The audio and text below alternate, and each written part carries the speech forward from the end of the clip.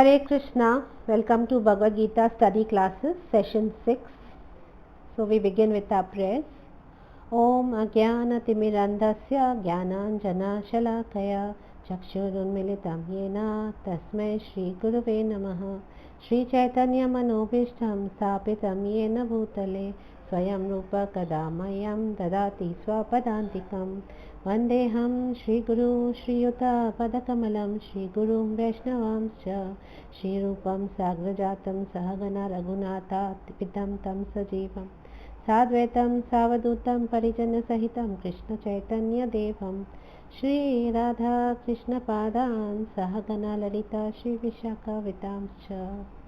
He Krishna Karuna Sindhu Dina Bandhu Jagatpate Gopesha Gopika Kanta Radha Kanta Namostute Tapta Kanchana Gaurangi Radhe Vrindavaneshwari Vrishabhanusute Devi Pranamami Haripriye Vancha Kalpatarubhyascha Kripa Sindhubhya Evacha Patitanam Pavanebhyo Vaishnavebhyo Namo Namaha.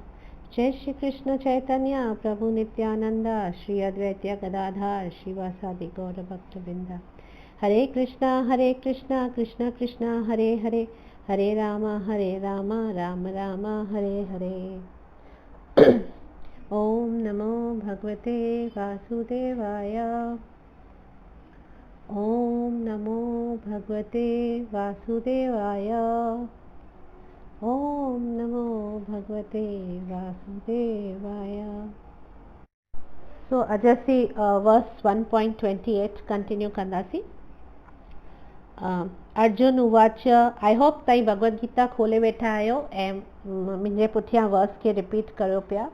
Verse हींअर तव्हांखे मे बि सम्झ में एतिरी कोन ईंदी, न को प्रोनाउंसिएशन एतिरी क्लियरली ईंदी, पर इवन भगवद गीता जे श्लोक खे रिसाइट करण बि तमामु पायस आई मीन पुण्यदायी आहे ऐं इट ब्रिंग्स ऑल ऑस्पिशियसनेस. इन करे तव्हां कोशिशि करियो ऐं मुंहिंजे पुठियां श्लोक खे रिपीट करियो. हूअं त एक्चुअली मां यकी भगवद गीता फटाफट बिना श्लोक पढ़े तव्हांखे कंटिन्यूसली सॼो चैप्टर ॿुधाए सघां थी, पर अगरि इन बहाने ताईं ख़ासि अलाए वेहंदा अलाए न खोले करे भगवद गीता श्लोक पढ़ण लाइ, इन करे मां तव्हांखे कोशिशि पई करां की एटलीस्ट तव्हां हिकु दफ़ो त हिन भगवद गीता जो श्लोक चओ, त ईअं तव्हां आस्ते आस्ते थोरो संस्कृत प्रोनाउंसिएशन बि सिखी वेंदा ऐं it's good for basically good it brings all auspiciousness. So 1.28 Arjun uvacha drishtve mam swajanam krishna yuyutsum samupasthitam siddhanti mama gatrani mukham cha parishushyati.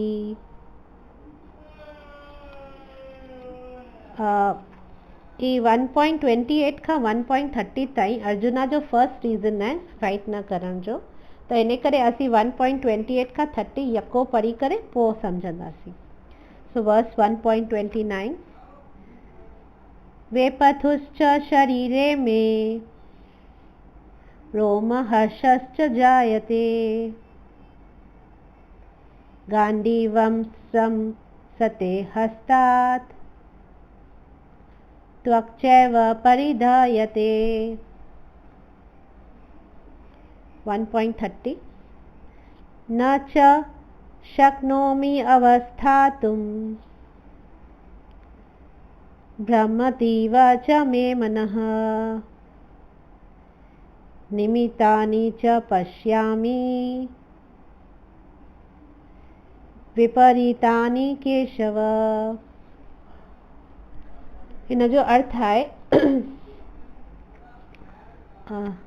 Arjun ने कहा, हे कृष्ण, इस प्रकार युद्ध की इच्छा रखने वाले अपने मित्रों तथा संबंधियों को अपने समक्ष उपस्थित देखकर मेरे शरीर के अंग कांप रहे हैं और मेरा मुंह सूखा जा रहा है.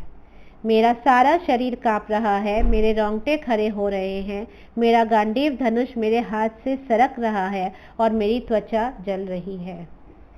मैं यहाँ अब और अधिक खड़ा रहने में असमर्थ हूँ. मैं अपने को भूल रहा हूँ और मेरा सिर चकरा रहा है. हे कृष्ण, मुझे तो केवल अमंगल के कारण ही दिख रहे हैं. सो हिते बेसिकली पहिरीं असीं हिननि अखरनि जो one step by step meaning ॾिसूं था। दृष्ट वेमां स्वजनम कृष्ण माना हे कृष्ण मुंहिंजा रिलेटिव्स ऐं फ्रेंड्स खे ॾिसी करे, दृष्ट वेमां स्वजनम माना दृष्ट माना ॾिसनि ऐं स्वजनम माना मुंहिंजा रिलेटिव्स ऐं फ्रेंड्स। त सेकेंड पार्ट हो युयुत्सुम समु पश्थितम। युयुत्सु माना युद्ध करण लाइ मुंहिंजे साम्हूं जेके फाइटिंग स्पिरिट में बीठा आहिनि उहे। सिदंती मम गात्रानी माना सिदंती मम गात्रानी माना मुंहिंजा जेके लिम्स आहिनि बॉडी जा उहे हिलनि पिया माना ॾकनि पिया मुंहिंजा जेके शरीर जा अंग आहिनि हू ॾकनि पिया। मुखम च परिशुष्यति मुखम माना मुंहुं त मुंहिंजो मुंहुं सुके पियो। वेपथुश्च शरीरे में माना जेको मुंहिंजो शरीर आहे उहो ट्रेम्बल पियो करे, कांपे पियो। रोम हर्षश्च जायते माना मुंहिंजा जेके वार आहिनि उहे उथी बीठा आहिनि। गांडीवम श्रमसते हस्तात् गांडीव त अर्जुन जो धनुष जो नालो गांडीव हो न, ॾाढो फेमस धनुष हो गांडीव। त उनजो उहो मुंहिंजे हथ मां हस्तात् माना श्रम सते हस्तात् माना मुंहिंजे हथ मां स्लिप पियो थिए। त्वक चैव परिधायते त्वक चैव माना त्वचा जेका आहे मुंहिंजी स्किन आहे उहा सरे पई, जले पई, जीअं त कोन बाहि लॻंदी आहे, जीअं त शरीर में बाहि जी फीलिंग ईंदी आहे उहा पई अचे। न च शक्नोमि अवस्थातुं माना मां हिते अञा बीह नथो सघां। भ्रमतीव च मे मनः भ्रमतीव माना भ्रम माना मूंखे भ्रम में पवण माना मूंखे मुंहिंजो मन जी अहिड़ी हालति आहे मां पाण खे ई जीअं त विसारियां पियो। निमितानि च पश्यामि विपरीतानि केशवः ऐं मूंखे सिर्फ़ु निमितानि च पश्यामि मतिलबु ऑपोज़िट माना जेको बि असांखे लॻे पियो मूंखे लॻे थो उनजो ऑपोज़िट रिज़ल्ट ई ईंदो ऐं मिसफॉर्च्यून ई ईंदो। त बेसिकली हिननि 3 वर्सिस जो डायरेक्ट मीनिंग इहो आहे। त हिन मां असांखे ख़बर पए थी कि Arjun is a good man. Basically हू माना हू सोचे थो कि असांजी हिकिड़ी फैमिली प्रॉब्लम लाइ करोड़े माण्हू छो मरनि। बेसिकली ही सभु हुनजे सॉफ्ट हार्टेडनेस ऐं हुनजी कंपैशन, हुनजे करुणामयी हृदय खे ॾेखारे थो ऐं लॉजिकल बि आहे। हू पंहिंजा जेको रीज़न ॾिए पियो सही पियो ॾिए कि छा बिकॉज़ हू तमामु कल्चर्ड ऐं इंटेलिजेंट माण्हू आहे अर्जुन। त हुनजी जेका बि आर्ग्यूमेंट्स आहिनि न ॾिसंदासीं तमामु करेक्ट आहिनि शास्त्रनि जे अनुसार, पर हू ग़लति बि आहिनि, उहो असीं अॻियां हली सम्झंदासीं कीअं। त अर्जुन हिते सोचे पियो कि नॉन वायलेंस अहिंसा इज़ बेटर, छो अजायो ब्लडशेड कजे अजायो।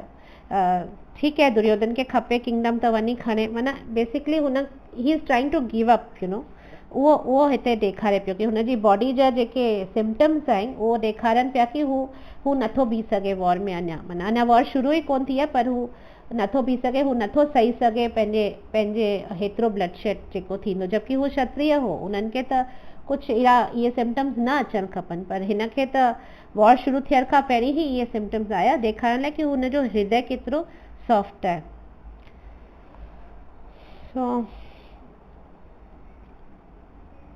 ऐं हिनजो इफेक्ट छा पियो थिए, जेको ही हिनखे मोहग्रस्त थियो आहे अर्जुन, हिनजो इफेक्ट इहो पियो थिए कि हुनजो शरीर एॾो कमज़ोर पियो पइजी वञे, एतिरो वीक पियो थी वञे कि हुनजे हथ मां हुनजो गांडीव स्लिप पियो थिए। गांडीव छा रिप्रेज़ेंट कंदो आहे न, गांडीव असांजी डिटर्मिनेशन रिप्रेज़ेंट कंदी आहे।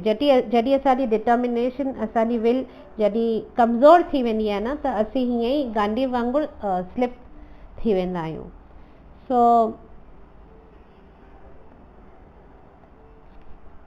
एक्चुअली जॾहिं टू मच मटीरियल अटैचमेंट थींदो आहे न, या जनरली बि अटैचमेंट थींदो आहे न मटीरियल ॻाल्हियुनि सां असांजो जेको उहो ई असांखे मोहग्रस्त कंदो आहे, असांखे फियर आणंदो आहे ऐं असांजो मेंटल डिसबैलेंस थी वेंदो आहे। अगरि उन में कुझु उथल फुथल ॾिसणु ईंदी आहे, असांजे अटैचमेंट्स में असांखां हथ खां वेंदे ॾिसणु ईंदा आहिनि, त असांजो थोरो मेंटल बैलेंस बि बिगड़जी वेंदो आहे। त बेसिकली जेको स्पिरिचुअल प्लेटफॉर्म ते हूंदो आहे न, उनखे ही सभु सिम्टम्स कोन ईंदा आहिनि, पर जीअं त असांखे ख़बर आहे हिते अर्जुन असांखे रिप्रेज़ेंट पियो करे। त इन करे हू ॾेखारे पियो पंहिंजा ही सिम्टम्स मां कि अटैचमेंट मोहग्रस्त थियण सां छा इंसान जी हालत थींदी आहे, उनखे कुझु सम्झ में ई कोन ईंदो आहे छा पियो थिए, ऐं माना हू सोचंदो आहे कि मां हिते छो आहियां। त हिते जेके लास्ट में 2 अखर यूज़ कयल आहिनि, निमितानी ऐं विपरीतानी, इहे सिग्निफिकेंट आहिनि। निमितानी मतलब कारण, निमितानी मतलब कारण, ऐं विपरीतानी माना बिल्कुलु उल्टा। त हिते अर्जुन सोचे पियो कि मन चए पियो कि जंहिं कारण सां मां ही युद्ध लड़ण वारो आहियां, त हुनजा रिज़ल्ट जेके आहिनि, एक्चुअली जेके रिज़ल्ट अचणु खपनि, मूंखे लॻे थो हुनजा ठीकु ऑपोज़िट रिज़ल्ट ई ईंदा। माना जेको मुंहिंजी रिज़ल्ट इन द सेंस कि हुनजी इच्छाउनि जे अनुसार, हुनजी इच्छाउनि जे अनुसार हुनजो ऑपोज़िट ई थींदो, भले हू युद्ध में खटे। त इन करे हुनखे लॻे पियो कि मां ही युद्ध छो विड़ां।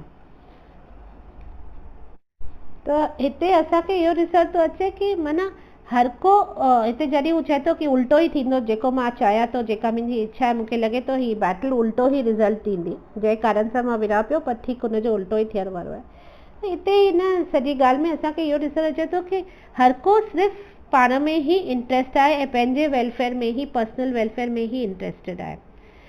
केर बि आत्मा में या भगवान में इंट्रस्टेड कोन्हे। हिते अर्जुन इग्नोरेंस पियो ॾेखारे पंहिंजे real self interest. Real self interest छा थींदो आहे? असांजे आत्मा जो सेल्फ इंट्रस्ट, बिकॉज रियल त आत्मा आहे न, ही बॉडी थोरी रियल आहे। त जेको आत्मा जे इंट्रस्ट में आहे ऐं जेको भगवान जी इच्छा जे अनुसार आहे, उन में उहो कंहिंखे ध्यानु कोन हूंदो आहे। मटीरियल प्लेटफॉर्म ते जेको मूंखे मुंहिंजे वेलफेयर लाइ सही आहे, जेको मुंहिंजे लाइ सही आहे, असांखे सिर्फ़ु उहो ई ॾिसणु ईंदो आहे। एक्चुअली हर जीव जो रियल सेल्फ इंट्रस्ट विष्णु में ई लाइ कंदो आहे, विष्णु या कृष्ण में ई लाइ कंदो आहे। त जॾहिं असीं ही जेके जीव आहियूं, असीं हिन संसार में अची इहो विसारे छॾंदा आहियूं, ऐं बिकॉज़ असीं इहो विसारे छॾंदा आहियूं, असीं सफ़र कंदा आहियूं, असांखे पेन्स थींदा आहिनि जेके बि असांखे लाइफ में मिलंदा आहिनि। सो अर्जुन हिते सोचे पियो कि ही जेको बैटल कंदसि बि मां, त जेको विक्ट्री थींदी उहो मूंखे दुखी पहुचाईंदी। त हू सिर्फ़ु पंहिंजे लेवल ते सोचे पियो कि ही मूंखे छा मिलणो आहे हिन बैटल मां, त मूंखे लॻे थो ही बैटल करे बि मूंखे दुखी मिलणो आहे। त इहो सोचे करे हू थोरो डाउन थी वियो आहे। त ख़ाली माना हुनखे कीअं अफेक्ट कंदो, त इन करे हुन उहो उन लेवल ते सिर्फ़ु सोचे करे ॾेखारे पियो कि मूंखे भई मां नथो विड़ी सघां, मूंखां कोन थींदो ही सभु। त इन करे ही जेके 2 वर्सिस आहिनि इहो ॾेखारनि थियूं। हाणे जेको वर्सिस 31 to 35 आहिनि, आई थिंक, हा, 31 to 35, इहे अर्जुन जी नेक्स्ट रीज़न आहे। पहिरियों रीज़न छा हो? कंपैशन, करुणा, रिलेटिव्स लाइ, फ्रेंड्स लाइ, कि छो मरण न चाहियो मुंहिंजे कारण सां। हाणे जेको सेकेंड रीज़न अर्जुन ॾींदो फ्रॉम 31 to 35, कि कुझु ख़ुशी कोन मिलंदी, मूंखे कुझु इंजॉयमेंट कोन मिलंदी, त मां छो विड़ां। So we will read from 31 to 35. So 1.31, न च श्रेयोनुपश्यामि हत्वा स्वजनम् आहवे, न कांक्षे विजयं कृष्ण, न च राज्यं सुखानि च।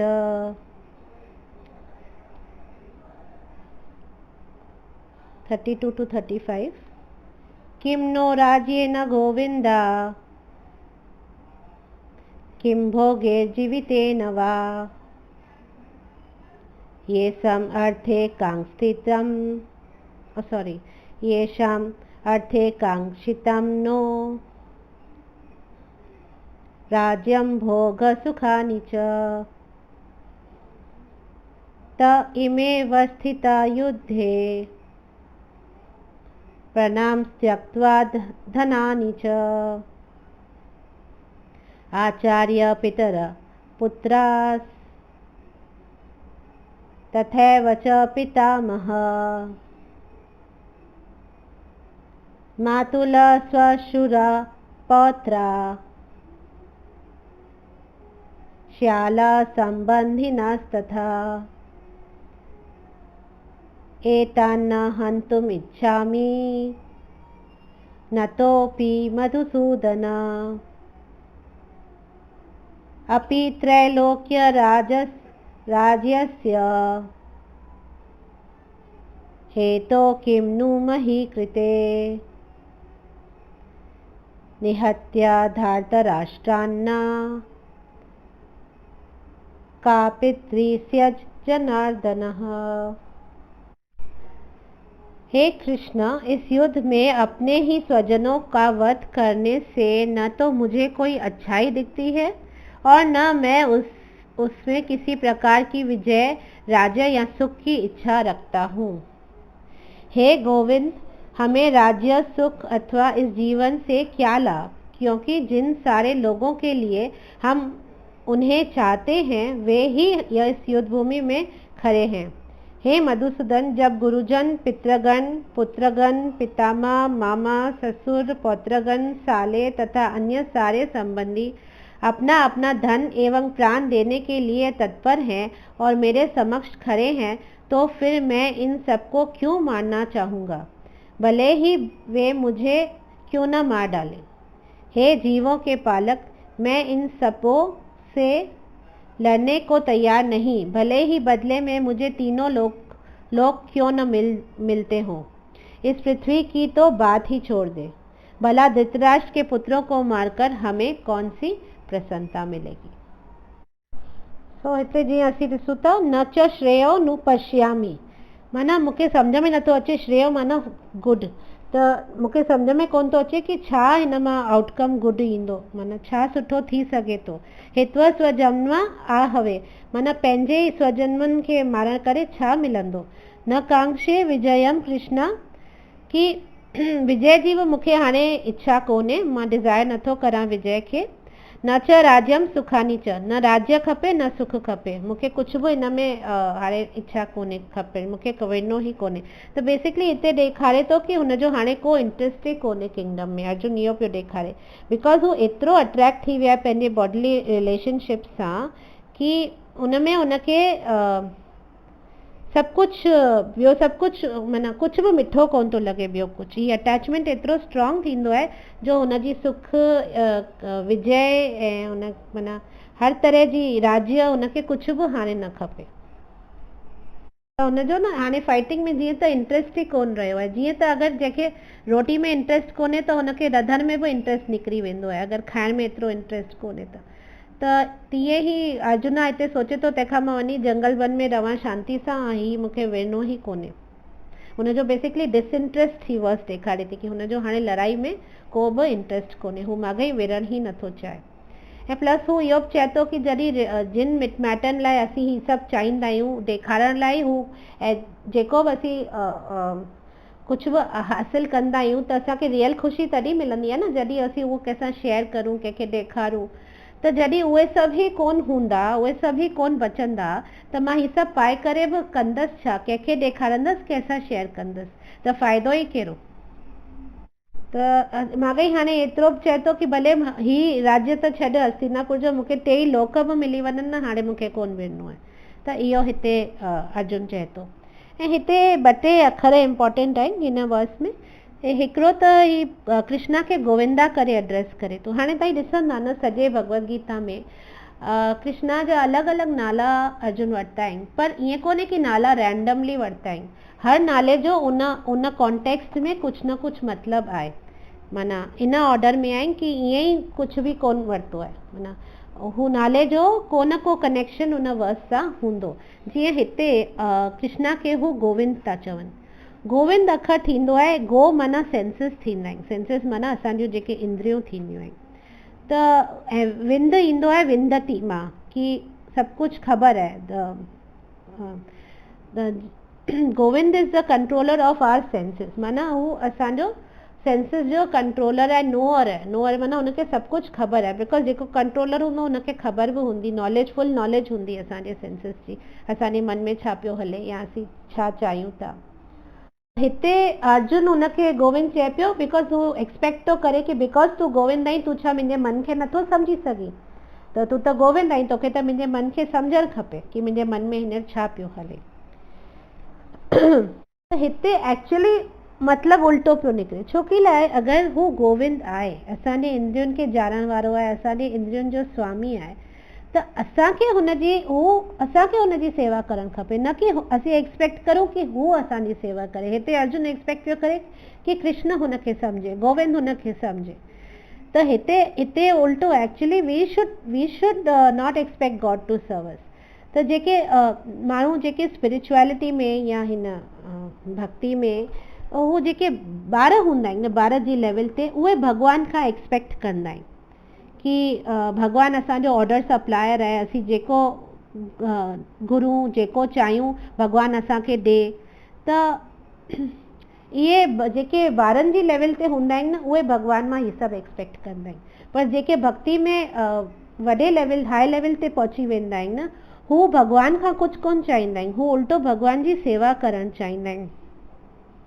जीअं त मां तव्हांखे एग्ज़ाम्पल ॾियां, हिकिड़ो सम्झो नंढिड़ो ॿारु आहे, उहो ॿारु जॾहिं नंढो आहे त हू पपा मम्मी खां छा सॼो ॾींहुं कुझु न कुझु घुरंदो ई पियो आहे ऐं हमेशह उमेद कंदो आहे कि हुनजा माउ पीउ हुनखे सेटिस्फाई पिया कंदा, पपा ये दो, पपा वो दो, मम्मी ये कर दो, मम्मी वो कर दो। त ही हुनजे ॿार जो जॾहिं एज हूंदो आहे तॾहिं हू माउ पीउ मां एक्सपेक्ट कंदो आहे। पर जॾहिं हू ॿारु वॾो थी वेंदो आहे, वॾी टीनेज थी वेंदी आहे या 20-25 साल जो वॾो थी वेंदो आहे, त पोइ हू छा कंदो आहे, हू पंहिंजे पीउ जी रिस्पॉन्सिबिलिटी शेयर करण जी कोशिशि कंदो आहे।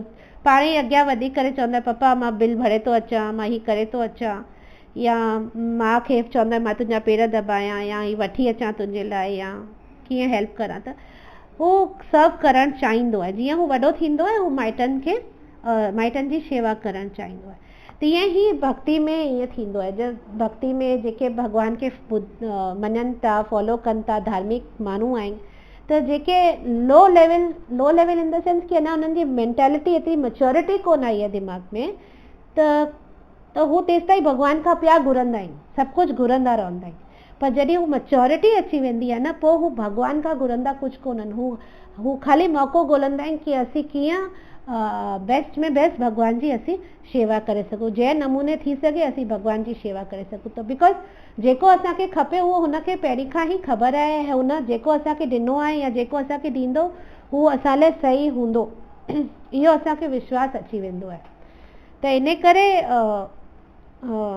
ही प्रेज़ेंट थो करे। त हिते जेको अर्जुन गोविंद पियो चए एक्चुअली कि तूं गोविंद आहीं, तूं मुंहिंजे मन खे सम्झ, हू सेवा एक्सपेक्ट पियो करे, इहो कोन पियो सोचे कि अरे हू गोविंद आहे, मूंखे हू जेको चाहे थो मूंखे उहो करिणो आहे। हिते अर्जुन सिर्फ़ु पंहिंजे बारे में सोचे पियो। वरी नातोपि मधुसूदन, पोइ नेक्स्ट वर्स में माना मधुसूदन बि चए थो कृष्णा खे। मधुसूदन इन करे बिकॉज मधु कैटव ख़बर अथव न, ॿ राक्षस हुआ जिन बेसिकली उन टाइम जा हैकर्स हुआ, जीअं अॼुकल्ह कंप्यूटर में हैकर्स थींदा आहिनि तीअं हू उन टाइम में नॉलेज हैकर्स हुआ। हुननि ब्रह्मा जी खां सभु वेद चुराया हुआ ऐं नॉलेज खे माना हरण वारा राक्षस हुआ। त हिते अर्जुन कृष्णा खे मधुसूदन चए पियो, सूदन माना मारण वारो, मधु खे मारण वारो।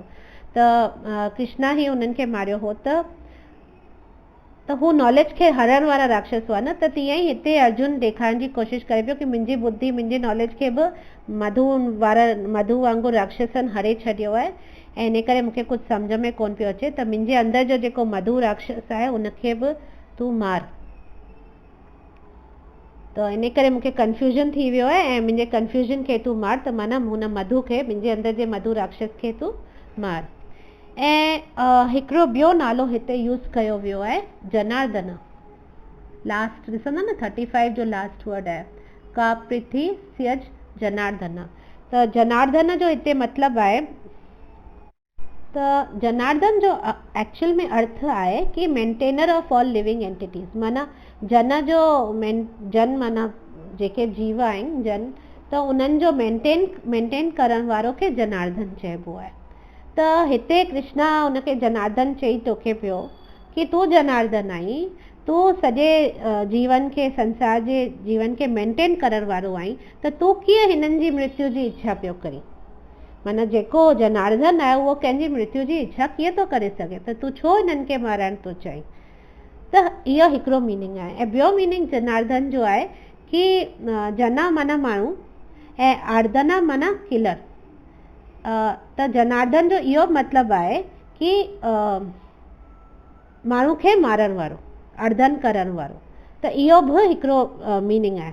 त हिते हिकिड़ा वॾा आचार्य हू सम्झाइनि था कि अर्जुन हिते कृष्णा खे जनार्दन चए थो, माना हू कृष्णा खे सजेस्ट पियो करे कि हे जनार्दन, अगरि ज़रूरत बि आहे हिननि खे मारण जी, त तूं आहीं जेको हिन संसार जो भार घटाइण वारो आहीं, त तूं जनार्दन आई, तूं हिननि खे मार न, मां छो मारां, मां छो मारे करे पाप खणा पंहिंजे सिर ते। ऐं तूं जनार्दन आई, तूं मारंदे त तुंहिंजे मथां त को पाप बि कोन लॻंदो, बिकॉज तूं ही सुप्रीम कंट्रोलर आहीं। त इन करे तूं ही वञी मार न, मां छो मारां। त इन करे अर्जुन हिते इहे टे अखर गोविंद, मधुसूदन ऐं जनार्दन इन्हनि कॉन्टेक्स्ट में यूज़ कया आहिनि। त हाणे असीं नेक्स्ट रीज़न ॾिसंदासीं फ्रॉम 1.36 टू 1.38 कि मूंखे पाप लॻंदो। त इहो पाप लॻंदो सोचे करे अर्जुन चए थो मां कोन विरंदसि। त वी रीड 1.36। पापम एव श्रयेद अस्मान् हत्वैतान् आततायिनः तस्मान्नार्हा वयं हन्तुं धार्तराष्ट्रान् सबन्धवान् स्वजनं हि कथं हत्वा सुखिना श्याम माधव। 1.37-38 यदि अपि एते न पश्यन्ति लोभोपहता चेतसः कुलक्षय कृतं दोषं मित्रद्रोहे च पातकम् कथां न ज्ञेयम् अस्माभिः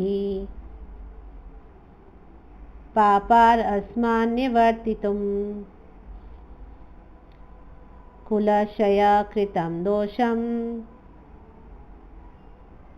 प्रपश्यद्भिर्जनार्दनः। यदि हम ऐसे आतताइयों का वध करते हैं तो हम पर पाप चढ़ेगा, अतः यह उचित नहीं होगा कि हम धृतराष्ट्र के पुत्रों तथा उनके मित्रों का वध करें। हे लक्ष्मीपति कृष्ण, इससे हमें क्या लाभ होगा और अपने ही कुटुंबियों को मारकर हम किस प्रकार सुखी हो सकते हैं। हे जनार्दन, यद्यपि लोभ से अभिभूत चित्त वाले ये लोग अपने परिवार को मारने या अपने मित्रों से द्रोह करने में कोई दोष नहीं देखते, किंतु हम लोग जो परिवार के विनष्ट करने में अपराध देख सकते हैं, ऐसे पाप कर्मों में क्यों प्रवृत्त हो। सो बेसिकली हिते अर्जुन चए पियो कि मां पाप छो करां, छाजे लाइ करां। सभिनी खां पहिरीं हिते अर्जुन कृष्णा खे माधवा थो चए। माधवा चई करे वरी हुनखे टोकिस थो कि भाई तूं माधव आहीं। माधव जो मतिलबु आहे लक्ष्मी जो नाथ, माधव त लक्ष्मी जो नाथ। लक्ष्मी स्प्रेड्स गुड फॉर्च्यून न, त हू अगरि लक्ष्मी जो नाथ आहे त he is there to shower good fortune on everybody. त जॾहिं तूं ही आई गॉडेस ऑफ फॉर्च्यून जो हस्बैंड आई, त गॉडेस ऑफ फॉर्च्यून जो हस्बैंड थी करे मूंखे अहिड़ी अनफॉर्चुनेट ॻाल्हि करण लाइ, बैटल करण लाइ छो पियो चई। हिन बैटल युद्ध सां त सिर्फ़ु मिसफॉर्च्यून ई ईंदो न, सभिनी जे मथां शावर थींदो न। त पोइ तूं गॉडेस ऑफ फॉर्च्यून जो हस्बैंड थी करे मूंखे ही मिसफॉर्च्यूनेट अनफॉर्चुनेट कम करण लाइ छो पियो चई। त इन करे ही माधवा हिते अर्जुन हुनखे चएसि थो। नेक्स्ट आहे आतताई अखर। आतताई जो अखर जो मतिलबु आहे अग्रेसर्स मतिलबु जेके नुक़सानु पहुचाईंदा आहिनि न, जेके साम्हूं वारे खे नुक़सानु पहुचाईंदा आहिनि, उन्हनि खे आदत माना एक्सट्रीम लेवल ते नुक़सानु, हा, त उन्हनि खे आतताई चइबो आहे। बेसिकली 6 टाइप्स जा आतताई थींदा आहिनि। अग्रेसर्स जेके थींदा आहिनि न शास्त्रनि अनुसार, बेसिकली जेके मेन 6 टाइप्स जा थींदा आहिनि। हिकिड़ो थींदो आहे ज़हर ॾियण वारो, ॿियो थींदो आहे घर में अग्नि लॻाइण वारो, घातक हथियारनि सां आक्रमण करण वारो, धन लूटण वारो, ऐं ॿिए जी भूमि खे हड़प करण वारो, ऐं पराई स्त्री जो अपहरण करण वारो। त इहे जेके 6 कैटेगरीज़ थींदियूं आहिनि न आतताई जूं, इहे एक्सट्रीम जेके हाई लेवल जूं थींदियूं आहिनि। त शास्त्रनि अनुसार इन्हनि 6 मां अगरि केरु कुझु बि करे थो त ऑर्डर आहे उनखे तई मारे सघो था। शास्त्रनि में इहो अलाउड आहे कि अगरि ही 6 ॻाल्हियुनि मां केरु बि तव्हां सां कुझु करे थो त तई हुनखे शास्त्र अनुसार मारे सघो था, तव्हांजे मथां पाप कोन लॻंदो। त असां त जीअं महाभारत में ॾिठो आहे न त पांडवनि त ही सभु ॻाल्हियूं, ही सभई ॻाल्हियूं एक्चुअली कौरवनि जे हथ सां सफ़र कयूं हुयूं। दुर्योधन भीम खे हिकु दफ़ो पॉइज़न कयो हो ऐं हुननि जे घर खे बि बाहि कोन हो जेको छा हो लाक्षागृह, उनखे बि बाहि लॻाए करे पांडव ऐं कुंती खे सारण जी कोशिशि कई हो। वरी पोइ हुननि जी वेल्थ जेका आहे इंद्रप्रस्थ है हुननि जी जेका बि संपत्ति के डाइस गेम बदमाशी सां ग़लति तरीक़े सां खेले करे हुननि जो संपत्ति खे हड़प करण जी कोशिशि कई हो। देन हुननि जी लैंड खे बि हड़प करण जी कोशिशि कई हो। वरी द्रौपदी खे बि हुननि हिकु तरह सां ज़बरदस्ती वठी आया हुआ ऐं हिकु दफ़ो जयद्रथ बि हुनखे किडनैप करण जी कोशिशि कई हुई, तॾहिं बि हुननि कौरवनि हेल्प कई हुई हुनजी। त बेसिकली ही 6 ई कैटेगरी में कौरवस आया थे। त धर्म माना शास्त्र जे अनुसार अर्थशास्त्र जेको थींदो आहे, अर्थशास्त्र जेके थींदा आहिनि लॉज, उहे अलाउ कंदा आहिनि कि अगरि कंहिं तव्हां सां हिन में कुझु बि कयो न त तव्हांखे पाप कोन लॻंदो अगरि तव्हां हुनखे मारो था त। पर हिते अर्जुन छा थो चए, हू धर्मशास्त्र जे पॉइंट ऑफ व्यू मां ॻाल्हाए थो कि अर्थशास्त्र जे मथां न धर्मशास्त्र ईंदो आहे। ऐं धर्मशास्त्र छा थो चए कि कंहिंखे बि असांखे कंहिंसां हिंसा न करणु खपे, कंहिं जीव खे असांखे न मारणु खपे। त इन करे धर्मशास्त्र जे हींअर ही अर्जुन जेको अर्थशास्त्र थींदो आहे, जेको पॉलिटिक्स ऐं सोशियोलॉजी बेसिकली थींदो आहे, उन खां राइज़ थी करे धर्मशास्त्र जे बारे में उतां जी उन जी दुहाई पियो ॾे बेसिकली अर्जुन हिते।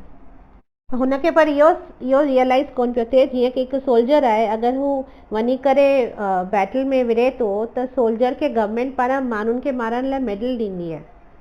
पर हा अगरि हू सोल्जर जीअं पंहिंजी मर्ज़ी सां ई कंहिंखे मारे थो त हुनखे पनिशमेंट मिलंदी आहे। पर अगरि हू गवर्नमेंट खे रिप्रेज़ेंट करे बैटल में कंहिंखे मारे थो अचे त हुनखे पारां मेडल मिलंदो आहे। हिते अर्जुन उहा ॻाल्हि जे मथां राइज़ करण जी कोशिशि पियो करे, चए थो न हीअ अर्थशास्त्र ठीकु आहे, भले इहो आहे, भले हू आतताई आहिनि, मूंखे हुननि खे मारणु घुरिजे, पर मां हुननि खे नथो मारणु चाहियां बिकॉज धर्मशास्त्र जे अनुसार कंहिंखे नुक़सानु पहुचाइणु सही कोन्हे, it's not saintly behaviour. So that is what he is trying to justify over here. हाणे हिते असांखे इहो सम्झणो आहे कि भले अर्थशास्त्र आहे, उन खां मथे धर्मशास्त्र आहे, पर उन खां बि मथे भक्ति शास्त्र आहे जेको थींदो आहे भॻवान जो चयो मञणु। उहो धर्मशास्त्र खां बि मथे थींदो आहे भक्ति शास्त्र। धर्मशास्त्र में मोस्टली रिचुअलिस्टिक प्रिंसिपल्स थींदा आहिनि, पर भक्ति शास्त्र इज़ वे अबव इट। हिकु दफ़ो जीअं मूं तव्हांखे कोन ॿुधायो हो कि युधिष्ठिर कीअं कृष्णा जो चयो कोन मञो, अश्वत्थामा हतः, ही मूं तव्हांखे पास टाइम पहिरीं ॿुधायो हो। त हुन कूड़ कोन ते ॻाल्हाइणु चाहियो because he is the Dharmaraj Yudhishthir. So हुनखे पाण पंहिंजे मथां इहो हिकिड़ो बि कूड़ ॻाल्हाइण जो पाप कोन खणणो हो। इन करे भले कृष्णा हुनखे चयो तॾहिं बि हुन चवणु नथे चाहियो। त पर ऐं बिकॉज इहो कयईं न, he did not accept Krishna's instructions नो। सो उनजे करे हुनखे भले कुझु पल लाइ सही नर्क जी शिकिल ॾिसणी पई हुई। तव्हां घणेई दफ़ा स्टोरीज़ पढ़ंदा हूंदा या बुक्स में ॾिसंदा हूंदा कि पांडवनि खे नर्क वञिणो पियो। एक्चुअली में पांडव नर्क कोन विया, it was just a illusion created to give that slight punishment to Yudhishthir for not listening to Krishna. Actually जिते वासुदेव हूंदा आहिनि हुनजा भक्त बि हुन सां गॾु हूंदा आहिनि ऐं पांडव त हुनजा क्लोज एसोसिएट्स आहिनि, हुनजी टोली जेका आहे। त जंहिं जंहिं यूनिवर्स में कृष्णा हिन लीला कनि पिया उते उते पांडव हुन सां गॾु लीला कनि ई पिया। हर यूनिवर्स में अगरि अॼु हिते 5000 साल पहिरीं हू करे विया हली त हींअर ॿिए कंहिं यूनिवर्स में, उन खां पोइ ॿिए कंहिं यूनिवर्स में कंहिं न कंहिं पॉइंट ऑफ टाइम में हुननि जी लीला नित्य हले ई पई ऐं हुनजा एसोसिएट्स हुन सां गॾु हमेशह हूंदा ई आहिनि। त हुननि जो नर्क वञण जो त को सवाल ई नथो थिए। त हिकु दफ़ो युधिष्ठिर खे थोरो दुख भोगणो पियो हो, हू नर्क वियो ऐं नर्क जो दर्शन थियसि ऐं उते ॾिठई मुंहिंजा भाउर ॾाढो उते सफ़र पिया कनि ऐं हू ॾाढो दुखी थियो ऐं पोइ फट सां थोरी देरि में सभु कुझु हू थी वियो ऐं हू वरी वापसि वैकुंठ में भॻवान सां गॾु हो, त स्वर्ग में इंद्र सां गॾु हो। त इंद्र हुनखे ॿुधाईंसि की तोखे ही जेको ज़रो मोमेंटरी दुख ॾिसणो पियो न नरक जो, उहो इन लाइ बिकॉज़ तो कृष्ण जो चयो कोन मञियो हो न अश्वत्थामा हथ अचे टाइम ते, इन करे तोखे इहो ॾिसणो पियो हो। सो बेसिकली हिते ॾेखारण जी कोशिशि आहे कि भक्ति शास्त्र इज़ इवन अबव धर्म शास्त्र। त भॻवानु अगरि कुझु असांखे चए पियो करण लाइ त उहो असांखे कोन नापणो तोलणो आहे कि हू सही आहे ग़लति आहे, उहो भॻवानु चयो आहे, हुन इंस्ट्रक्शन ॾिनो आहे, असांखे उहो फॉलो करिणो आहे। सो बेसिकली हिते ॾिसूं था कि अर्जुन चए थो कि हुनखे पाप लॻंदो, इन करे हू ही नथो करणु चाहे, धर्म अनुसार हुनखे ही न करणु खपे भले हू आतताई हुजनि।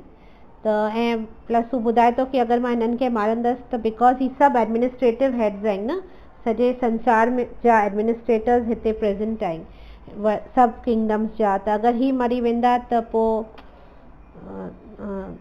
उन्हनि जे किंगडम्स में केरु कंट्रोल करण वारो कोन हूंदो, चोर डाकू वधी वेंदा, ज़ालुनि जे मथां टॉर्चर थींदो, ॿार ग़लति ॿार ॼमंदा, फैमिली वैल्यूज़ ख़तम थी वेंदा, केर बि धर्म खे अपहोल्ड करण वारो कोन बचंदो, ट्रेडिशन कल्चर खे अॻियां खणी हलण वारो कोन हूंदो। ऐं ही सभु जो कारण केरु थींदो, कारण मां थींदसि, ऐं कारण मां थींदसि त मूंखे पाप लॻंदो, इन करे मूंखे विढ़नो कोन्हे। त इहो बेसिकली प्रजा जो सभिनी जो फार साइटेड दूरदृष्टि सोचे करे कि भई ही ॻाल्हियूं थींदियूं, अगरि ही सभु हिते मरी वेंदा त हीअं हुननि जा किंगडम्स में विनाश थींदो, इन करे मां हिन सभिनी जो कारण नथो थियणु चाहियां ऐं इन करे मां कोन विरंदसि। ऐं वरी कृष्ण खे जनार्दन चवनि था कि हे जन जे पालक करण वारो, हे जन जी रक्षा करण वारो, तूं छो हीअं मूंखे ही कमु करण लाइ चई पियो। ऐं प्लस इहो बि चए थो लास्ट में कोन छा थो चए न धार्तराष्ट्र, आई डोंट नो व्हाट, मूंखे संस्कृत कोन्हे, त ही लास्ट में इहो बि चए थो कि अगरि साम्हूं वारी पार्टी खे अकुल कोन्हे त असांखे त आहे न, असांखे त ख़बर आहे न ही पाप आहे, साम्हूं वारा भले रेडी थी विया आहिनि विढ़ण लाइ, दुर्योधन भले फुल ऑन रेडी आहे, सभिनी खे जमा करे छॾियो अथसि ही सभु करण लाइ, ऐं हुननि खे रियलाइज़ कोन पियो थिए कि ही पाप आहे, ही ग़लति आहे करण, पर असांखे त अकुल आहे न, हू बेवकूफ़ आहिनि त छा थी पियो, असां त अकुल वारा आहियूं न, असांखे सभु ख़बर आहे न, असांखे धर्म छा आहे ख़बर आहे न, त पोइ असीं छो इहो कमु करूं। हाणे असीं 1.39 ते ईंदासीं, जेको अर्जुना जो 4th रीज़न आहे फाइट न करण जो, कि जेको फैमिली ट्रेडिशन्स आहिनि न ही डिस्ट्रॉय थी वेंदियूं, अगरि असां ही वॉर कई त जेके बि फैमिली ट्रेडिशन्स आहिनि डिस्ट्रॉय थी वेंदा। त तव्हां सोचंदा फैमिली ट्रेडिशन जो वॉर सां कहिड़ो मतिलबु, त हींअर असीं सम्झंदासीं अर्जुना कीअं दूरदर्शी थी करे सम्झाए थो कि ही वॉर थियण सां कीअं सॼियूं फैमिलियूं सभु ख़तम थी वेंदियूं, वैल्यू सिस्टम सॼो ख़तम थी वेंदो। सो वी रीड 1.39, कुलक्षये प्रणश्यन्ति कुलधर्म सनातनः धर्मे नास्ते कुलं कृत्स्नम् अधर्मो भी भवति उत। कुल का नाश होने पर सनातन कुल परंपरा नष्ट हो जाती है और इस तरह शेष कुल भी अधर्म में प्रवृत्त हो जाता है। कुलक्षय ऐं कुल धर्म बि ॿ इम्पॉर्टेंट वर्ड्स आहिनि। कुलक्षय माना जेको फैमिली कुल डिस्ट्रॉय थी वेंदो आहे, कुलक्षय, ऐं कुल धर्म माना जॾहिं फैमिली ट्रेडिशन्स डिस्ट्रॉय थी वेंदियूं आहिनि। त हिते अर्जुन चए पियो कि अगरि असां फैमिलीज़ डिस्ट्रॉय करे छॾियूंसीं त फैमिली ट्रेडिशन्स बि डिस्ट्रॉय थी वेंदियूं। हिते हिकिड़ो मां तव्हांखे ईज़ी एग्ज़ाम्पल मां सम्झायां थी कि कीअं फैमिली ट्रेडिशन्स डिस्ट्रॉय थींदियूं आहिनि। हिते त हाई लेवल जी ॻाल्हि आहे, पर सिंपल तरीक़े सां अगरि असीं हिनखे सम्झूं त ईअं आहे कि अगरि तव्हां हिकिड़ो मारवाड़ी घर सम्झो, हिकिड़ो मारवाड़ी घर में तव्हीं वञो था, उते फ़ोटा लॻल हूंदा आहिनि न, लाइन सां हिननि जे पीढ़ियुनि जा फ़ोटा लॻल हूंदा आहिनि, ओके। त जेके गुज़री वेंदा आहिनि उन्हनि जा फ़ोटोज़ लॻा हुआ हूंदा आहिनि, गद्दी हूंदी आहे, गद्दी ते बि वेठा हूंदा आहिनि, टिपिकल मारवाड़ी होम जेको थींदो आहे। हाणे जेको ग्रेट ग्रैंडफादर हूंदो आहे हुनजो फ़ोटो लॻल आहे, हू सपोज़ कंहिं वल्लभ संप्रदाय या जो को फॉलोअर हूंदो आहे, हुनजे फ़ोटे में हू धोती, कुर्तो, तिलक, तुलसी माला सभु पातल हूंदी आहे। त त बेसिकली तव्हांखे ॾिसी करे ई लॻंदो आहे की हा ही ग्रेट ग्रैंडफादर आहे, चङियूं पीढ़ियुनि पहिरीं जो आहे। त हुनखे धोती कुर्तो पियल हूंदो आहे, तिलक लॻल हूंदो आहे, तुलसी माला पियल हूंदी आहे। तंहिंखां पोइ हुनजे पासे में ॿियो late so and so photo लॻल हूंदो आहे, उहो ग्रैंडफादर जो फ़ोटो हूंदो आहे। माना पहिरीं परॾाॾे जो, पोइ हाणे ॾाॾे जो फ़ोटो। ॾाॾे जे फ़ोटे में थोरो वेरिएशन ॾिसणु ईंदो आहे, हुनखे धोती कुर्तो कोन पियल हूंदो आहे, हुनखे नेहरू कोट वांगुरु कुझु पियल हूंदो आहे, थोरो टिप टॉप वांगुरु। त हू नेहरू कोट पातल हूंदो आहे, नेहरू ड्रेस पातल हूंदो आहे। हुनजे पासे में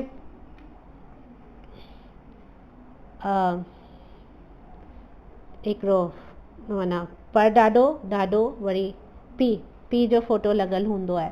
त हू पीउ जो फ़ोटो में, उनजो फ़ोटे में बि हू न को धोती कुर्ते में हूंदो आहे, न को नेहरू ड्रेस में हूंदो आहे, हू फुल सूट में हूंदो आहे। अमेरिकन जीअं ड्रेसअप कोन कंदा आहिनि फुल सूट में, उहो ॾिसणु ईंदो आहे की हा अरमानी सूट पातल फ़ोटो माना हीअं आहे, फ़ोटे में आहे। तंहिंखां पोइ जेको गदी ते करंटली वेठो आहे, जंहिंजो ही पीउ आहे, ॾाॾो आहे, परॾाॾो आहे, टई गुज़री विया आहिनि, त जेको हींअर वेठो आहे गदी ते, उहो नॉर्मल जीन्स ऐं शर्ट या टी शर्ट में वेठो हूंदो आहे, एकदमि casual working clothes, like casual clothes में तमामु बिंदास थी करे वेठो हूंदो आहे। त पैंट या जीन्स पाए वेठल हूंदो आहे। ऐं हुनजो जेको सडनली हुनजो पुटु अंदरि हली ईंदो आहे, त उहो वरी बरमूडा पातल ऐं रेड हेयर या पंक स्टाइल वारा कटियल, कन में बाली। त अॼु ताईं ॾिसो फैमिली उहा ई आहे, फैमिली उहा ई आहे, पर कीअं फैमिली ट्रेडिशन में चेंजिस आयूं आहिनि। त इनखे चइबो आहे कुलक्षय कुल धर्म। माना पहिरीं कीअं हो ऐं हींअर किथे अची पहुतो आहे। त हुन ड्रेस जे ट्रेडिशन में, कल्चर में ई हेतिरो फ़र्क़ु अची वियो आहे। त तीअं ई ॿियनि ॻाल्हियुनि में बि हीअं फ़र्क़ु ईंदो आहे। अॼु असीं जेको करूं पिया, जेको असांजा पर ॾाॾा, पर ॾाॾियूं, पर उनजे पर हू जेके कंदा हुआ या जेको फॉलो कंदा हुआ, छा अॼु असीं उहे फॉलो करूं पिया? न। टोटल ट्रेडिशन्स डिस्ट्रॉय थी वियूं आहिनि ऐं अञा बि अॻियां हली थींदियूं। असीं अॼु जेको करूं पिया, असांजा ॿार शायदि ओतिरो बि कोन कंदा। त ईअं ही हिकिड़ो नंढो एग्ज़ाम्पल हो ॾेखारण लाइ की कीअं कुलक्षय लीड्स टू कुल धर्म, कीअं destruction of family leads to हिते अर्जुना हाणे सम्झाईंदो, उहो असीं अॻियां ॾिसंदासीं, सम्झंदासीं डीप में। त हिकिड़ो नंढो एग्ज़ाम्पल हो कीअं फैमिली जी ट्रेडिशन्स, फैमिली जूं वैल्यूज़, कल्चर कीअं ख़तमु थींदो वेंदो आहे। ऐं इहो ख़बर अथव तमामु लिटिल बाय लिटिल, थोरो थोरो करे थींदो आहे। ईअं थींदो आहे की असांखे ख़बर बि कोन पवंदी आहे, पर आस्ते ई आस्ते दीमक वांगुरु असांजो कल्चर, असांजो ट्रेडिशन ख़तमु थींदो वेंदो आहे, डिस्ट्रॉय थींदो वेंदो आहे। ऐं असांखे सभु नॉर्मल ॾिसणु ईंदो आहे, असांखे कुझु फ़र्क़ु कोन पवंदो आहे की असांखे ईअं लॻंदो आहे कुझु थियो ई कोन्हे, पर एक्चुअली हू थिए पियो ऐं हू आस्ते आस्ते थिए पियो। ऐं असांखे हुनजो एक्चुअली असीं हुनजे बारे में एतिरा कॉन्शियस कोन आहियूं। आस्ते आस्ते रिलीजन अचे पई ऐं अधर्म प्रिवेल कंदो, ऐं अधर्म अहिड़ी तरीक़े सां एतिरो स्लोली क्रीप इन कंदो आहे न, ऐं स्लोली ब्लेंड इन कंदो आहे न, त असांखे सभु कुझु नॉर्मल ई लॻंदो आहे। असांखे कुझु वॾी ॻाल्हि कोन लॻंदी आहे इन चेंज खे ॾिसी करे। त तीअं ई ॾिसो, जीअं अॼुकल्ह मॉडर्न कल्चर में इलिसिट सेक्स, गैम्बलिंग, ड्रिंकिंग, इहे सभु नॉर्मल आहे। अॻे इहो सभु नॉर्मल कोन हूंदो हो। अॻे वॾियूं ॻाल्हियूं हूंदियूं, तमामु भयानक ॻाल्हियूं हूंदियूं हुयूं उन्हनि लाइ, पर अॼु असां लाइ नॉर्मल आहे, को वॾी ॻाल्हि ई कोन्हे। केरु हुनजे बारे में सोचे बि कोन थो। ऐं अगरि केरु ज़रो सोचे थो त हुनखां चयो वेंदो आहे की तूं कहिड़े आदिवासी ज़माने जी माण्हू आहीं, तूं केतिरो पुराणे ख़्यालात जो माण्हू आहीं, आदिवासी आई छा, गवार आई छा, जाहिल आई छा। इहो कोन रियलाइज़ थींदो आहे की हीअ असांजी फैमिली ट्रेडिशन्स हुयूं, असांजी फैमिली कल्चर हो, ऐं अॼु इहो ख़तमु थी वियो आहे, ख़तमु थिए पियो ऐं ख़तमु अॻियां भली फुली ख़तमु थी वेंदो न, बिकॉज़ सभु नॉर्मल ॾिसणु ईंदो आहे। ऐं बिकॉज़ हीअ एतिरो आस्ते आस्ते थिए पियो, असांखे ख़बर बि कोन पई पए।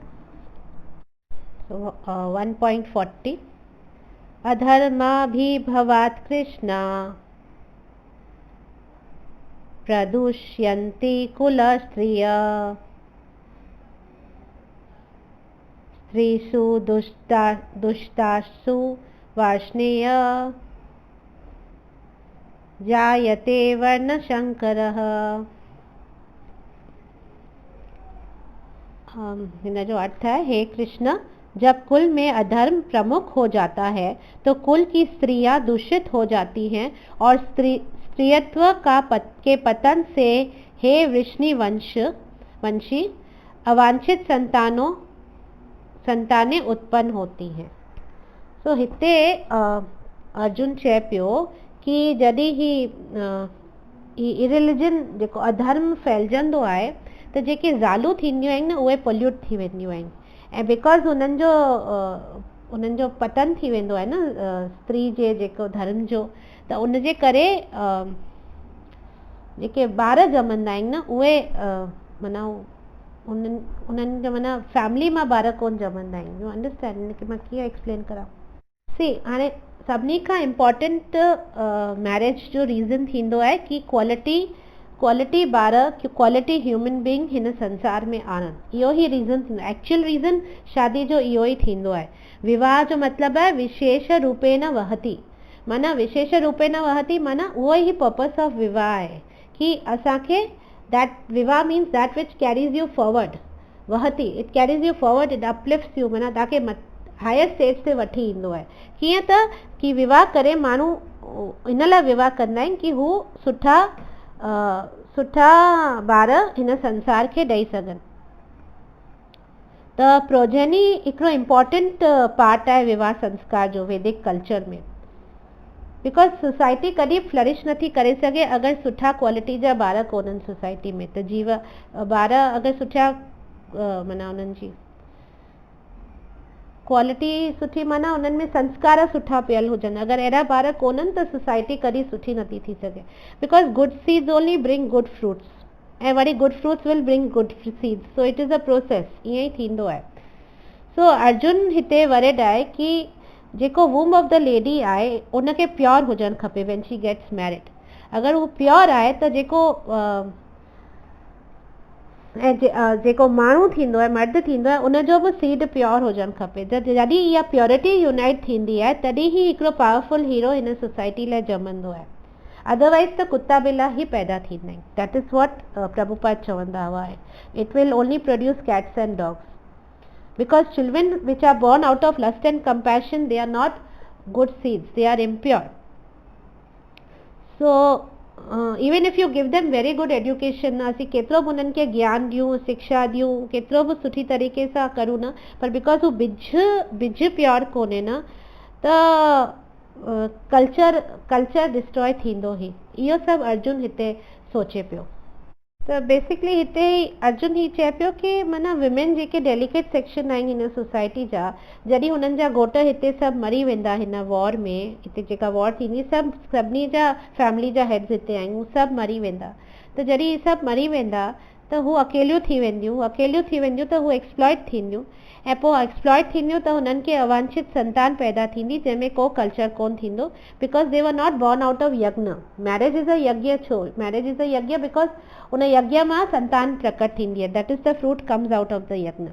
सो अवांछित जेका संतान ईअं ई पैदा थींदी बिना हिन यज्ञ जे, बिना मैरिज जे, त हू हुन में सुठो कल्चर कोन थींदो न। बिकॉज जॾहिं असीं संस्कारनि सां ॿार पैदा कंदा आहियूं, ब्लेसिंग्स वठी करे यूनाइट कंदा आहियूं, त उन में सुठा ॿार थींदा। ऐं तव्हांखे ख़बर हूंदी कि गर्भधान संस्कार जो बुक थींदो आहे बाक़ाइदा, कि जंहिंखे बि शादी खां पोइ ॿार ॼणना आहिनि, असांजो इस्कॉन में आहिनि, they follow rules and regulations. Actually सॼो प्रोसेस आहे कि जॾहिं सोचिणो आहे कि हाणे असांखे ॿार खपे, त पहिरीं त अलाए केतिरा, मूंखे नंबर ख़बर कोन्हे, केतिरा राउंड्स भॻवान जो नालो जो जप करिणो आहे, पोइ अलाए कहिड़ा मंत्रनि जो उच्चारण करिणो आहे, तंहिंखां पोइ यूनाइट करिणो आहे ऐं कोशिशि करणी आहे ॿार खे ॼणण जी। त ॾाढो वॾो प्रोसेस आहे। तंहिंखां पोइ जॾहिं कंसीव करे छॾिबो आहे त उनखां पोइ बि छा पढ़णो आहे, छा रीडिंग भागवतम जूं ऐं अलाए ॿियूं बि घणेई मंत्रनि जूं करणियूं आहिनि, जीअं हुन ॿार खे उहा शुरू खां ई हुन में उहे संस्कार पवनि। ऐं तंहिंखां पोइ जॾहिं ॿारु ॼमंदो बि आहे तॾहिं बि माना यकदमि ॼमंदे शर्ती हुनखे भॻवान जो फ़ोटो ॾेखारिबो आहे, हुनखे कन में कुझु मंत्र चइबा आहिनि। त बेसिकली गर्भधान माना ॿार ॼणण लाइ बि जीअं विवाह लाइ ही प्रोसेस आहे शादी जो, जेको असीं हेॾियूं रिचुअल्स ॾिसूं था, तीअं ॿार ॼणण लाइ बि एक्चुअली घणेई रिचुअल्स आहिनि, जाम रिचुअल्स आहिनि जेके आई थिंक 90% माण्हुनि खे ख़बर बि कोन्हनि। त इहे रिचुअल्स फॉलो करे ही एक्चुअली अॻे ज़माने में ईअं ई ॿार पैदा थींदा हुआ, अॼुकल्ह बि थींदा आहिनि, इस्कॉन वारा सभु इहे फॉलो कंदा आहिनि, ॿार ॼणण खपे। त अॼुकल्ह थोरो आहे, पर अॻे इहो सभिनी जनरली असांजे सनातन धर्म जो इहो कल्चर हूंदो हो। त हीअं वॾनि जा आशीर्वाद वठी करे पोइ ॿार ॼणबा हुआ, तॾहिं हनीमून कल्चर कोन हो।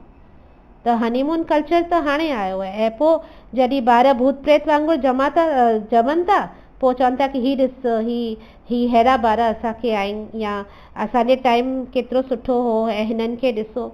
अरे त तव्हां हुननि खे अंधो कीअं, तव्हां हू पाण खे पहिरीं ॾिसो न। अॼु तव्हां छा ॿार ॼणण खां पहिरीं वॾनि जो आशीर्वाद वरितो, मंत्रा पढ़िया, भॻवान जो नालो जो जप कयो, तव्हां मॉरिशस ऐं स्विट्ज़रलैंड में विया हनीमून लाइ, त पोइ ॿार बि ओड़ा ई पैदा थींदा न। कल सोसाइटी में प्रोडक्शन ईअं ओरो थींदो न।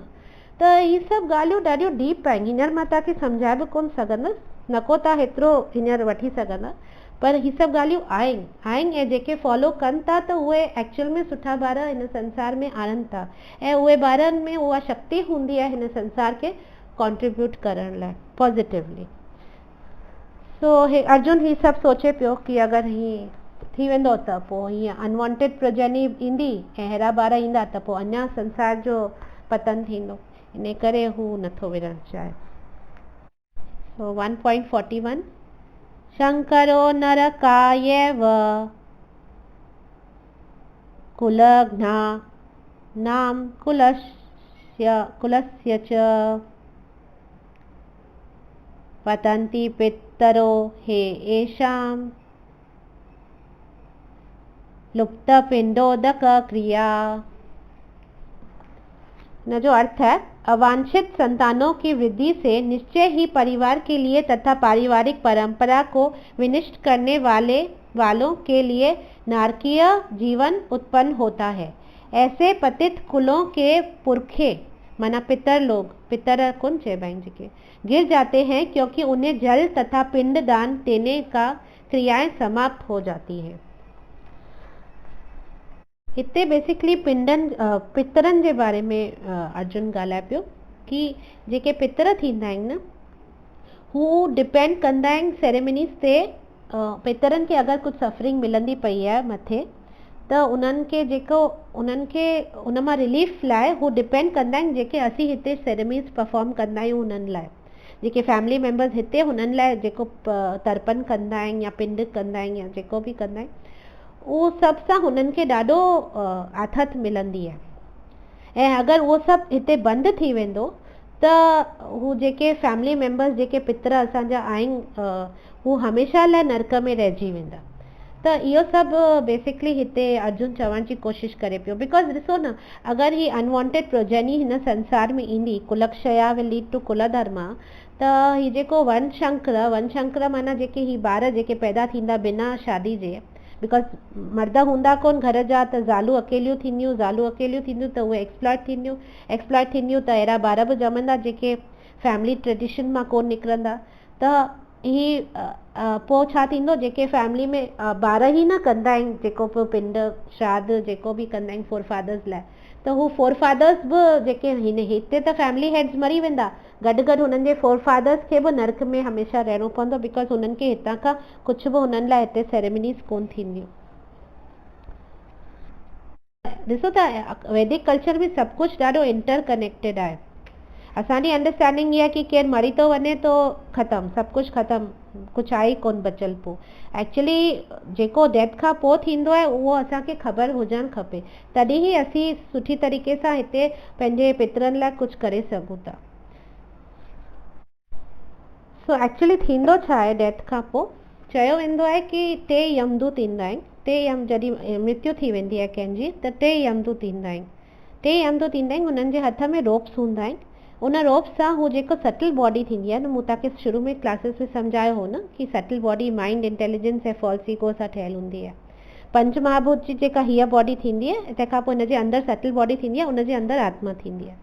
त सटल बॉडी जेका आत्मा जे सराउंडिंग में जेका सटल बॉडी आहे, उनखे हू रोप सां ॿधी करे असांजे हिन ग्रॉस बॉडी मां जेको स्थूल शरीर आहे, अर्थ वाटर फायर एयर ऐं ईथर जो, त इन मां असांखे छिके करे कढी छॾंदा आहियूं हू यमदूत हुन रोप सां। त ग्रॉस बॉडी जेका आहे पंच महाभूत जो जेको शरीर आहे उहो ज़मीन ते पियो हूंदो आहे ऐं जेको सूक्ष्म शरीर आहे उनखे कढियो वेंदो आहे ॿाहिरि ऐं आत्मा बि उन सां गॾु अटैच्ड हूंदी आहे त इन करे उहा बि गॾु उन सां ॿाहिरि ईंदी आहे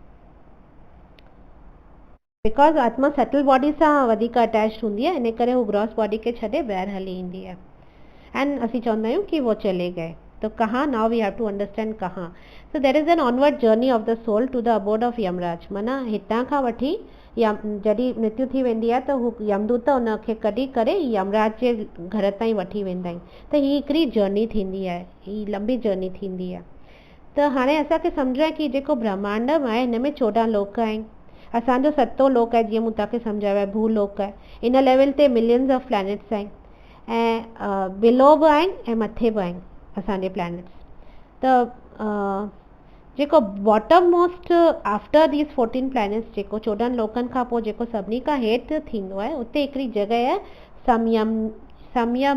संयमनी जॻह आहे जेको यमराज जो घर आहे यमराज जी बेसिकली प्लैनेट आहे संयमनी त तमामु ब्यूटीफुल ऑप्यूलेंट प्लेस आहे तमामु माना राजाई वारी जॻह आहे ऐं उते यमराज हूंदा आहिनि जेके हू चार्ज आहे उन्हनि जे अंडर में 28 टाइप जे नरकनि जो चार्ज आहे त हू 28 टाइप्स ऑफ हेल्स आहिनि उनजो चार्ज उन्हनि खे ॾिनल आहे ऐं जेको बि आत्मा जीव जेको ग़लति कमु कंदो आहे पाप कंदो आहे त उनखे हू यमदूत कैरी करे अलॻि अलॻि पार्ट्स मां यूनिवर्स मां हिन लोकनि मां पार थींदा थींदा इन संयमनी में वठी वेंदा आहिनि ऐं उते जजमेंट डे बेसिकली थींदो आहे उनजो उते चित्रगुप्त हूंदो आहे चित्रगुप्त केरु आहे चित्रगुप्त CCTV कैमरा आहे जेको बि असीं करूं था 12 साक्षी आहिनि जेके असांखे विटनेस कंदा आहिनि इवन असीं सभिनी खां ऊंधाए में ऊंधाए जॻह में बि कुझु अगरि कंदा आहियूं त उहो उन लाइ बि केरु न केरु विटनेस हूंदो ई आहे ऐं उन्हनि जे मथां चित्रगुप्त CCTV आहे त असांजो हर एक्शन बेसिकली असांजो हर कार्य हर कर्म जो रिकॉर्ड रखियो वेंदो आहे so Chitragupta is one of the साक्षी सो हुनजी कैमरा हर कंहिं हंधि आहे ऐं हू रिकॉर्ड्स रखंदो आहे त चित्रगुप्त यमराज असांखे असांजा लॉग्स जॾहिं जजमेंट डे थींदो आहे असांखे जॾहिं उते पहुचंदा आहियूं त असांखे ॾेखारींदा आहिनि असांजो हिसाबु किताबु असां छा पुण्य कयो आहे पाप कयो आहे सॼो असां अगरि पुण्य कयो हूंदो त असांखे गुड फ्रूट्स मिलंदा असां पाप कयो हूंदो त असांखे बैड फ्रूट्स मिलंदा